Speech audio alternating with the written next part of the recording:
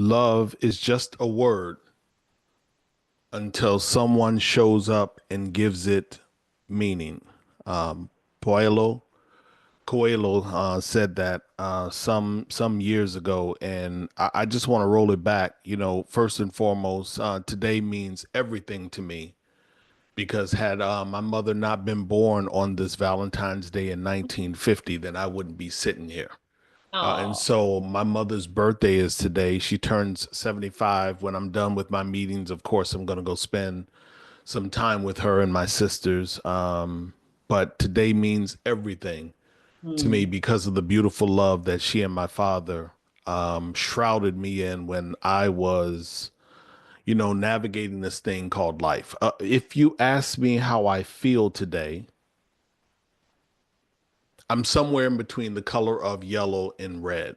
Hmm. And the reason why I'm in that color of yellow and red, and I know that I'm here to discuss the beautiful report that we did with Madeline and with Plum, but it would be irresponsible of me, Jason and Jess, to skip past the fact that I am feeling yellow and red. Let me tell you what I read this morning. I'm going to quote something. I am reading it directly from an email. The Missouri Attorney General, Andrew Bailey, filed a lawsuit against Starbucks claiming the international coffee chain has violated federal and state anti discrimination laws. I want you to hear this. Bailey claims the company engaged in race and sex based hiring practices, unlawfully segregated employees, and offered certain training and employment benefits exclusively to select groups. He goes on to say that the organization, for the most part, is two women and two black. Hmm. Whoa. So I just See, want you just all to more. This is know more things that I haven't read I just today. want I you all mean, to yeah. know that as we have our discussion for the amount of time that I'm with Jess Jason and all of you, I need you to do something that you may not be comfortable doing. And what I need you to do is to find a fight that you can Hmm. get involved in. Hmm. These organizations, political activists, social activists, corporate titans, employees, our administration, it is an amazing assault on humanity and the way that we are curating high performing, inclusive, and representative teams. I need every single person to get involved in the fight. And if you do not know how, find my Calendly, get on Hmm. my calendar for 15 minutes, and I promise I will fortify your effort and keep you out of legal ramification as it relates to diversity, equity, inclusion, and belonging. Jess? So I actually used the term this week, the personal side of my week, and why I said it was a bit red. I actually used the words more than once. I'm waging war. Sounds really dramatic, but the thing I'm battling, I had to be really clear to every stakeholder involved. I'm waging war. This isn't over until this outcome is reached. And it it does sound dramatic. Some people feel very dramatic about some of the issues that are happening in our world because they're divisive. People are getting hurt. Uh, the extremes are so extreme, people don't know where to land. Okay, where to land is understanding the impact of something. And what you just read, there's impact to that. That means something. And I don't know why we create these hot potato issues where nobody knows how to catch the potato and what to say, and they just want to throw it back at somebody. Listen, if you employ people, you're responsible for them. And that means something. Understand. Last week, Jackie Clayton was on and she said, don't say DEI anymore. Say the word. You have to say DEI doesn't matter. You have to say diversity doesn't matter to really understand what you're saying. You have to say belonging doesn't matter to us because that makes you mean what you're saying. That's a really important concept for people to understand. Jason, I So, know that Torin, feels like a tricky subject, but it's important for us to unpack it together because there's oh, really, no, no. It I is mean, a even tricky like subject, policies but and I want to talk about it because I want us all to talk about it because I'm having debates with my kids about this. I shouldn't say debates, discussions with my kids about this because they're watching things. Okay, they watch what Kanye tweets and ask questions like, what does this mean? And is this freedom of speech? And how is that different than this? Like they're asking a lot of questions, and there's people that are watching a lot of things right now. And I really like Torin's find a fight. Mhm. But Torin, I'd love. By the way, we can talk about the report. That's fine. But this is I don't know. This is more me. This is more me than the report itself. We'll get to the report, but when you say find a fight, like how do you? I mean, I don't want to find a Calendly with you. Like, how do you find a fight? Like, give me a tip or give me two tips to help me find a fight because I feel like fighting, but I have to be honest with you, it feels like there's so much to fight that I don't know Mm. where to start.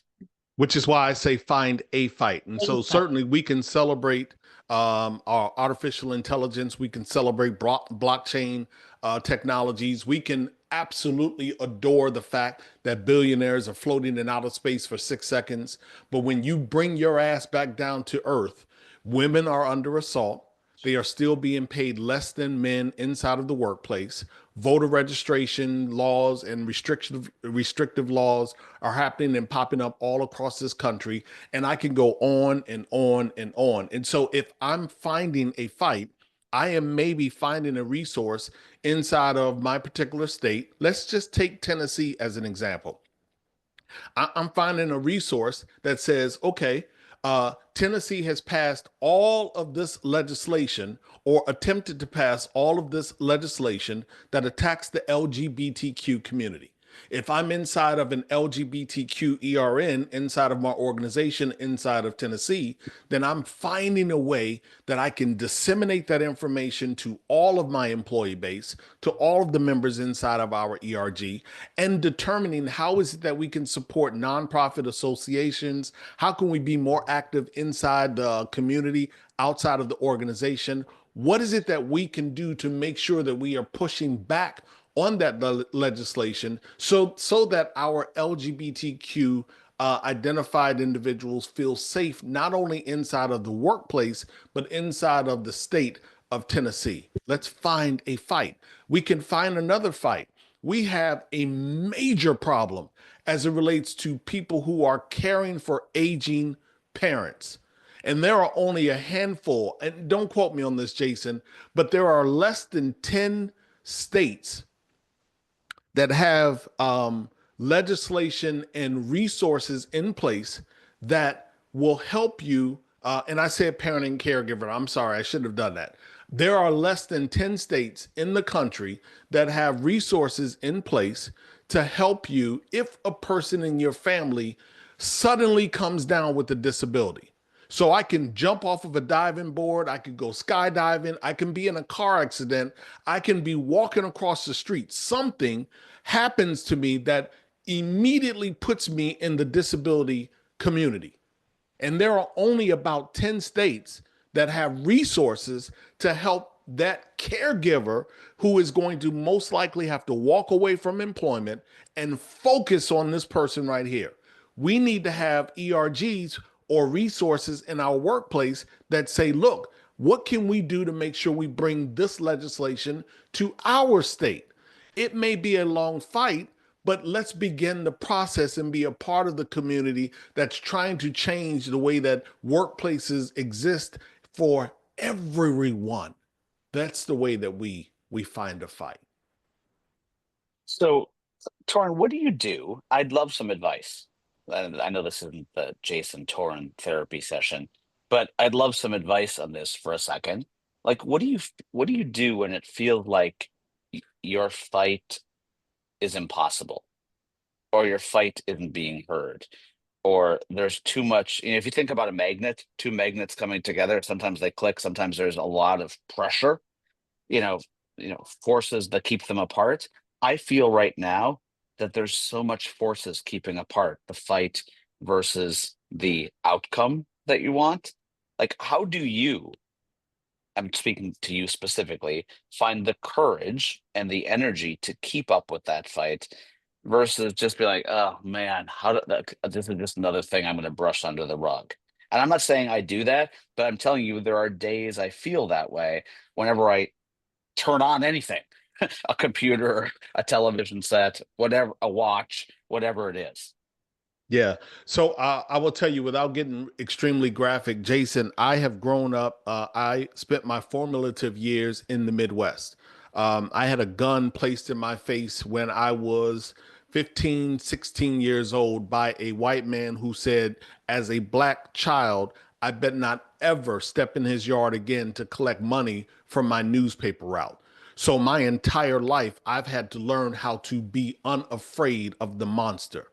And certainly at 56 years old, there's absolutely no way that I am going to be afraid of any of the monsters that breathe the same air that I breathe. So that's the first thing. I'm built a little bit differently. There is nothing people are going to be able to do to stop me. You can't sue me. There's nothing that you can do to stop me from chasing humanity. That's the first thing. The second thing, I am very much so committed to not celebrating that which is tearing us apart. Major organizations decided that they wanted to focus on D&I after the death of George Floyd. It's been 5 years. I've never seen that video. Mm. I made it a point that in 2014, after watching Michael Brown lay in the middle of that street for hours after being shot by a police officer, that I would never watch another video of a black man being killed in public in that particular way, ever. So whether it's killing of videos or negative headlines from a Tractor Supply, a McDonald's, or any of these other organizations, I don't engage with that negative because I got to protect my peace.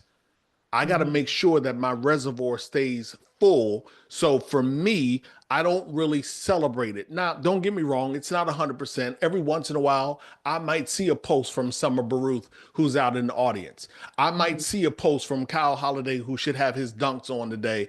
I might engage with that particular post. I might put a comment on it, but you won't find me across social media amplifying the things that are negative. What you will find me doing is working extremely hard, Jason, to find that which is positive, that which says diversity, equity, inclusion, and belonging are aspirational, they're promising, they're beautiful. That when we are doing these and doing these the right way, we are chasing humanity. That is a beautiful tapestry of who we are as individuals. That's what I want to celebrate. And so I am always looking for, how do I call through the algorithm that is forcing me, that is flooding my zone, as they would say, that is forcing me to get off my square, that is forcing me to be less than focused and give all of this negative energy. I am scouring through to combat the algorithm that is doing so much damage and harm to who we are as individuals. Thank you.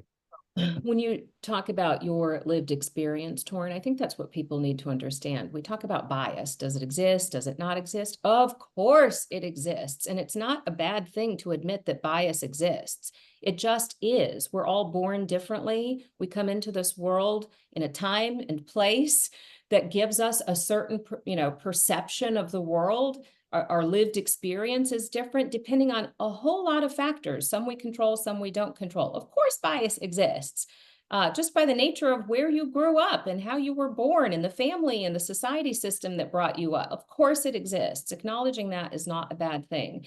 When you think about inclusive workplaces, it's simply acknowledging that we all have different lived experiences. We all come from different walks of life. If you welcomed guests into your home, you would try to be accommodating because you want them to have a good time as a guest in your home. This is not that hard, you guys. This is workplace inclusion, acknowledging that you're coming into space that I design and I want you to have a good time here. That's like, if we really need to boil this down a little bit, you're being accommodating and polite by recognizing differences. This is not that hard. The reason all of these headlines and everything feels really hard right now is because there's clearly trauma. There is unhealed trauma that exists. We had a lot of problems. We tried to correct some of them. We haven't gotten them all. And now it feels like we took some really big steps backward. That's why this feels the way it feels to people. Oh gosh, I don't even. In part, In part. why it feels the way that it feels to people. In part, because there certainly is a faction of individuals who they don't care how it feels. They absolutely want to control and maintain power, a dominance structure. That's what they want. They don't care how it feels. They don't care that women are only paid 80 cents, 70 cent, 90 cent, 97 cent on the dollar. They don't care that we need an international women's payday and then an international women's equal payday and then that women's equal payday for Black women in August and then that Latino woman's payday in September. They don't care about that. They don't care that we need a National Disability Employee Awareness Month in the month of October because they don't want people with disability to be inside of the workplace. Anything that they can do to keep those individuals othered and in that category, that's what they want. And so it is incumbent upon us that we call a spade, that we are not afraid to speak truth to power. The fact that some of these individuals exist in our workplaces is a reality. How do we deal with them? Jess, I will tell you, one of the things that people used to ask me, they said, well, what do you celebrate as it relates to diversity and inclusion? I'll tell you what I celebrate. I celebrate when an organization does one thing, and it doesn't cost them any money. And the one thing, Jess, is that I say to HR, ask every single person in your organization, what did you do to support our diversity, equity, inclusion efforts?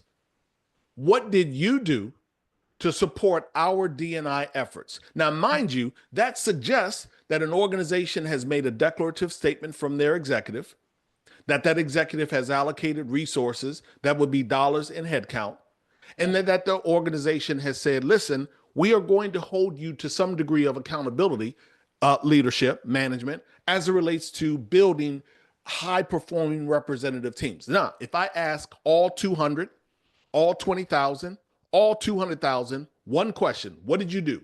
Just some are going to say, I did all of these things. Mm-hmm. Or you'll have a group of people that say, I tried this, but it didn't work for me. And I didn't necessarily know how to shift or recalibrate. We can talk about that. And maybe we have the resources inside to help them. Or maybe that's a bit beyond its time, or it's not a priority right now. So we won't necessarily double down on that. But then we had that third group of individuals that said, I didn't do anything. I don't care about D&I. I'm like the guy, the attorney general from Missouri. I feel like this organization is too white and too Black, and I don't care about none of this D&I stuff. And so then we know how to handle them. That doesn't mean that we coach them out. It just means that we meet them where they are and we determine how is it that we are going to help that individual not be a Neanderthal and not knuckle drag and be a person who is supportive inside of the organization. Don't allow them to be toxic in the organization. Listen, you don't have to help, but you can't be toxic in the organization. You can't be disruptive in the organization in a way that takes away from the culture and the humanity and the work that we are trying to build. You can have a different opinion. All of those things are welcome, but you can't be toxic. You can't detract from our organization. So I just want people to know we got a variety of people in our workplaces, and it's okay. That's the beauty of diversity and inclusion. So when I told my daughter, when she said, who's this? And I said, Torin, spoken word, the way I finished that, because I had to put it in terms she could understand. I said, Torin is like the Kendrick Lamar of HR. And she's like, oh, Mom. She said, you've been reading too much about Kendrick. But thank you for that. This is like truth-telling, storytelling. Indeed. I want to suggest something. Hey, Jess, I have one. Oh, sorry. Yeah. I don't go ahead. You finish. And then mine's going to go back to the fight, but I don't know if you're ready to switch onto the report yet or not. I'm not going to the report. That ties in, but I want to suggest something. I don't think we've done a good enough job of answering the question, why this matters. We're telling everybody this is important, inclusive workplaces, recognize and celebrate diversity, belonging is important. I don't maybe we haven't done a good enough job of explaining why this matters in terms you care about. So for the knuckle draggers, if we haven't correlated a celebration and acknowledgement of diverse, inclusive workplaces to high-performing business, I think we could get a few more people on board if we made it matter in terms that they care about, like commercial success, business performance. I don't care what you care about, but I could paint that picture 1,000 different ways that this is important and this matters. It might matter to me for some reasons, but if you care about profit over people and purpose, fine, I'll tell you a profit story, and I can tell that story. And so maybe we just haven't connected those dots well enough for the knuckle draggers. I'm not sure, just throwing that out there. I think we've made this a feel good, do good topic for too long. Fine, I can get down to brass tacks all day long on this as well. There's two things that I'm going to say to that, Jess. We've done a good enough job. People choose to digest and act on information. I would say there's two examples that I'm going to give you. The first example is at some point, people used to get up off of their couch and walk across the room to change the channel on the television. And then parents began to get a little smart, and they would send their children across the room to change the channel on the television. Yes. And so someone decided that let's just build a remote control. And now everyone uses a remote control. Every single person uses a remote control. Take it to a sidewalk. Almost every individual, certainly those of us who exercise, we are out walking, we are out running, we are out pushing a baby stroller. We use the ramp on the sidewalk so that we can cross the street and enter into another side of the street. We use the ramp rather than lift up and or have to lift our feet and walk or run over a curb. When you design for the margins, you design to make things better for everyone. Design products and services for the margins. We design to the benefit of everyone. In September of 2020, Citibank dropped a report. And this is the reason why I feel like we know it, but we're choosing not to acknowledge it. Citibank, every executive in the country is reading financial reports from organizations like JP Morgan and BlackRock and Citibank and others. Citibank dropped a report in September of 2020 that simply said, we, over the last 20 years, because we've not addressed racism in education, housing, compensation, and our workplace, education, housing, compensation, and healthcare, because we have not addressed racism in those four areas alone, we have cost the US $15 trillion in GDP. And that if we continue to do whatever it is we've been doing, let's just stay status quo. Yep. If we stay status quo, we'll cause another $5 trillion in loss over the next 5 years. Where are we right now? 2025. And what are they trying to do? Keep things status quo. Last thing that I'm going to say. I'm not going to call any names because I'm going to be nice today. But I was in a conversation digitally with a couple of TA professionals that many of us know. And on the post, one person said, what we've done as the US is we've exported a Marxist version of D&I. And that I'm glad that D&I is dying, and now we can get back to business. And then the other person chimed in and said, I'm glad that D&I is dying as well. And my response was, hey man, I'm gonna give you the argument. I don't believe that we have exported a Marxist version, but I'm gonna give you the argument just for the sake of argument. Here's what I want. Give me two things that suggest getting back to business as usual. Whatever those two are, let's just talk about them. Give me two examples of what getting back to business means. You know what his response was? I don't know. You are talking this loud and you have this big of a platform, And your response to me is, I want D&I to be dead, but you don't know what getting back to business mean. You can't give me two examples. That is problematic. I have no problem with people with a dissenting opinion. I have no issue with people who have a different religion, political party, familial status, gender identification. I have no problem with any of that. My only problem is when you can't defend your position. That is an issue. That is an issue that is dangerous. It is disingenuous. It is hyperbolic. It is toxic inside of the workplaces that we work so diligently hard to curate. There is nothing wrong with me advocating for women to be paid equally, which is what we talk about in the report. We can use artificial intelligence to run through the data and immediately bring women up to par in terms of compensation. The reason it doesn't happen is because we won't do it. I wrote the report because I want HR to do something. That's the reason why we did reduce in bias. Jason, you had something you wanted to go back to around finding your fight. Well, finding your fight, but also, I mean, Lynn's question here, which said, which I want to read. What do you do when your own workplace is very diverse and inclusive, but also very quiet and not particularly outward in making the point? I feel like we do a decent job internally, but it does not need to move outside our doors, or it does need to move outside our doors more. Excuse me for my misreading that.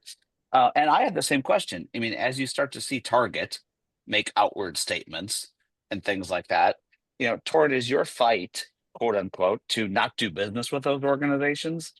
Is your fight to try to figure out how to educate those businesses? And in Lynn's case, you know, what do you think about that? Like, what should we be saying outside? I find it fascinating that organizations even feel the need to say something outside, with the exception of, as someone just said, protecting a federal contract or quote unquote kissing a ring.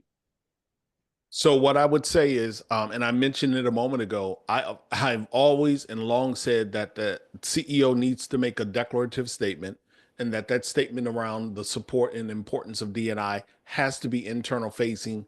If we make it external facing, that is totally their choice. And so where we are now is organizations are either speaking too much or not saying enough. And so the challenge that we must find through the executive orders, through recent litigation at the Supreme Court level, and through the fear and trepidation that people are navigating is we've got to try to find a pathway through what makes an organization, number one, comfortable, but two, keeps them out of legal water. And so if we are, Lynn, making external facing statements today, I would have said something different a year, 2 years ago. But if we are now making external facing statements, we do run the risk of placing a spotlight, a bullseye on our organization. And you must understand, do you have leadership that is willing to be a thermometer or a thermostat? I want leadership that is going to be a thermostat. I'm setting the temperature, and I'm not worried about these Ed Blums and Christopher Rufos and Robbie Starbuck. I'm not worried about none of these characters. I am doing what is good for our business. You want to see a good example of that? Look at the clip of Jamie Dimon in Davos talking to Andrew Sworkin, I believe it is. It's a very short clip, but he asked him about diversity and inclusion. He asked Jamie Dimon if he's afraid of these activists and these individuals, and Jamie said, "Bring it on." He said, "Listen," and he didn't do it in a cavalier way. He just said, "I'm not doing anything that's wrong as an organization. What we are doing is good for our business. So show me something that we're not doing. I'm sorry, show me something that we're doing that we shouldn't be doing, and I'm willing to explore it. I'm willing to figure out how do we change it. But as it stands, I'm not backing away from our commitment to diversity and inclusion." So if you're going to make a external facing statement, Lynn and others, you got to make sure that you have not only an executive, but you have a board and you have an employee base that says we are going to support our thermostat. That is what we need to consider. I love that. I love that. So an organization who remains unflinching, a policy change, an executive order, somebody said something yesterday, new headline today. If you are unflinching in your approach, what matters, why, the impact it has on your people and your business, you're probably in a pretty good place from a thermostat perspective. Absolutely.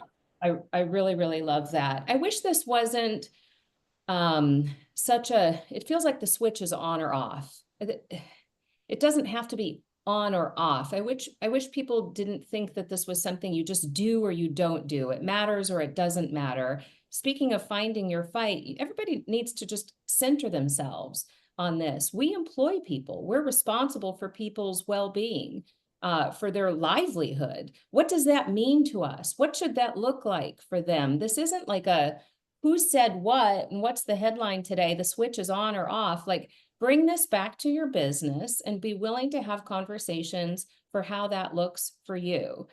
I get that it's nuanced. I so get that this is nuanced, but maybe that's a way to just sort of bring this home in a way that matters for the culture you're responsible for. Yeah, I absolutely agree. One of the things that was disappointing inside of the report for us is that, when we asked organizations specifically, we asked a very specific question. Are you deploying AI to aid in your diversity and inclusion efforts? Listen, the reason why we sit in the analyst space is because we feel, and this is not a knock against anybody else out there that is doing analytical work, but we understood in reading reports, watching headlines, being a subscriber of so many various email lists, going to various conferences, we knew that there was a perspective that wasn't necessarily being captured in the way that these reports were being drafted. And so we did a very, very, thorough job of trying to touch modalities, whether it be a TED talk or an audio file or an academic paper. We tried to make sure that we reached individuals in a way that they liked to learn, but we told the story of reducing bias using AI through the lens of being a person from a marginalized community. That being said, we asked a very direct question, Jess. Are you deploying AI in a way that is going to aid in your diversity and inclusion efforts? And only 27% of the respondents said yes. So for me, that was disappointing because I want diversity and inclusion to be a consideration at every value point in the organization. I want you asking yourself, you just said, I don't want it to be a switch on, a switch off. I want us always asking a similar question of who's missing. I want us asking those questions of how are we designing this solution or exploring this solution for the margins? Who's going to be impacted when we do this, if we don't do this? I want us asking those types of questions. That to me is a version frequency of diversity and inclusion. So I need us asking that. And so the fact that so few organizations are specifically deploying AI to aid in D&I means that we have so much room to go. Yeah. I love the comments about putting your money where your mouth is. I wish it was that easy. I do. I think about Target or just insert brand, insert organization. What if I'm a Black designer who just got picked up by Target or Latina or transgender? It's so impossible to know. Like, you almost have to go to the artist, creator, designer level to say, you got a distribution channel that matters to you. I still want to support you. I so hard. And to do the research to know what company values are and how they execute on them. And that's a lot of research to do. I totally get what you're all saying. So I love the fact that this report exists because I hear all the time on a weekly basis, that AI is problematic when it comes to potential bias. I love the fact that this report exists because it reaffirms the notion that AI can be its own solution. It will absolutely be a valuable tool in mitigating the very risks that it might also introduce. I know that sounds strange, but is there bias or the potential of bias in data sets? Yes, of course. So deploy AI to be its own solution in solving for that. So that's something that's really important for people to understand. I dug into the report this week, Torin. It's fantastic. I'm going to make sure we link it here so people can grab it and give it a read. But don't stop at thinking AI will be a problem, because continue the conversation to say AI can be a solution to problems we need to solve, and here's how. That's a mindset shift. We're all in the process of.